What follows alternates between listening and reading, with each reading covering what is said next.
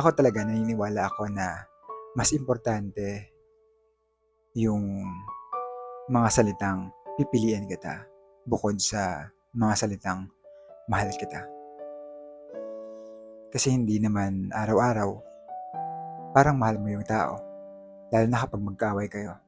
Ang daming tumatakbo sa isip mo, ang daming maiisip, siya ba talaga? Lord, siya ba talaga yung binigay mo for me? Parang ganyan. Pero yung salitang pipiliin kita, parang yun na yun eh. Yun na yung kabuuan ng tinatanggap ka niya kung sino ka at pipiliin ka niya kahit ano man yung pagdaanan niya sa buhay.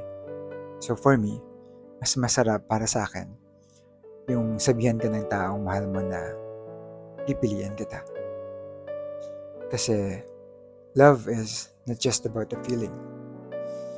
For me, it's more of a choice. Pipiliin ka niya minuminuto, segundo. And kapag pinipili ka niya, palagi niyang may isip na hindi ka niya sasaktan. Kasi ikaw yung pinipili niya. Kasi ikaw yung nakikita niyang makakasama niya habang buhay. Pero to be honest, mahirap hanapin yung ganung tao. Kasi minsan, ikaw, alam mo sa sarili mo na pipiliin mo siya o pinipili mo siya.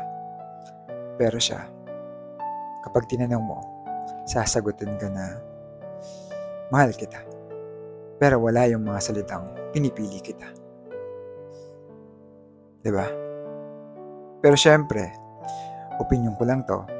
Hindi naman tayo pare-pareho. So, baka sa'yo, mas mahalaga yung mahal kita.